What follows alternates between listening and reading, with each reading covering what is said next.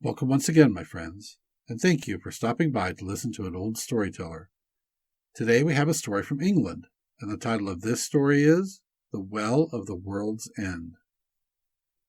Once upon a time, and a very good time it was, though it wasn't in my time, nor in your time, nor anyone else's time, there was a girl whose mother had died, and her father married again. And her stepmother hated her because she was more beautiful than herself, and she was very cruel to her. She used to make her do all the servants' work and never let her have any peace. At last, one day, the stepmother thought to get rid of her altogether, so she handed her a sieve and said to her, "Go, fill it at the well of the world's end, and bring it home to me full, or woe betide you." For she thought she would never be able to find the well of the world's end, and if she did, how could she bring home a sieve full of water?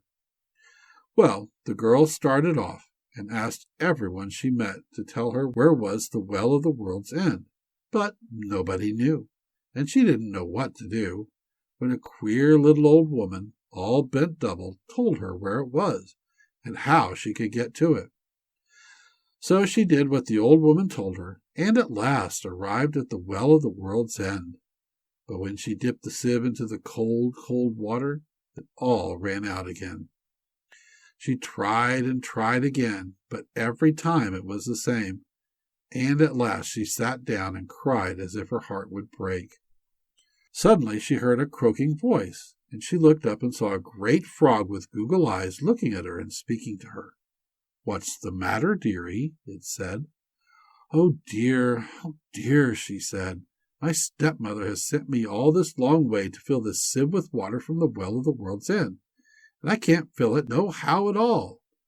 "Well," said the frog, "if you promise me to do whatever I bid you for a whole night long, I'll tell you how to fill it."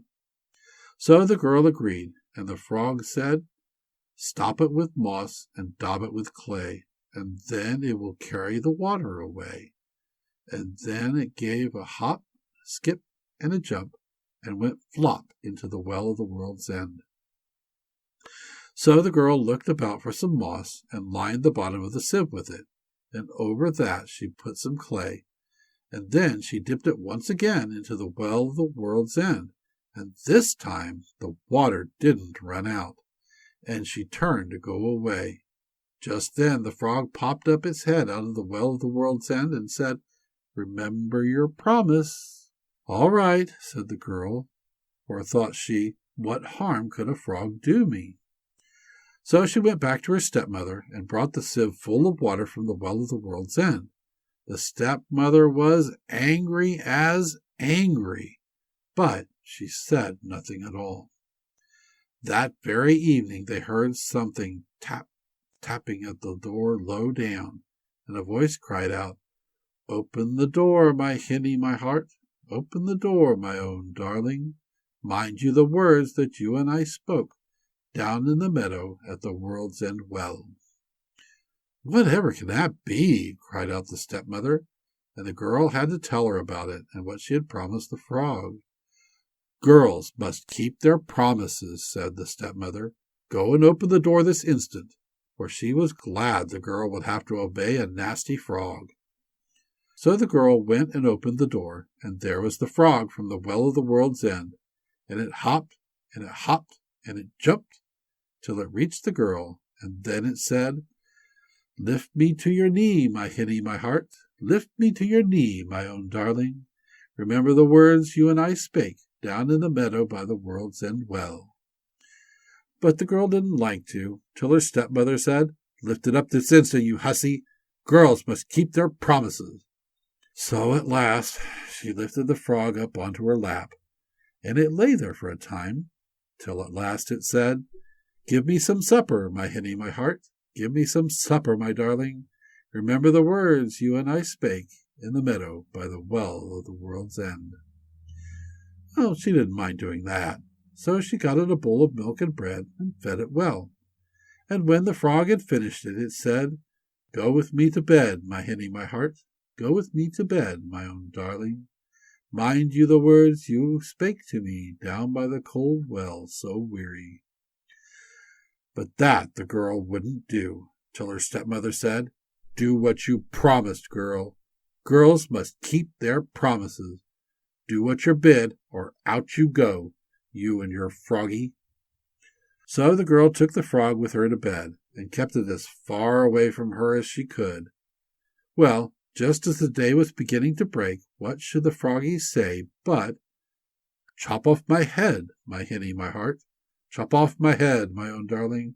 Remember the promise you made to me down by the cold well, so weary." At first the girl wouldn't, for she thought of what the frog had done for her at the well of the world's end.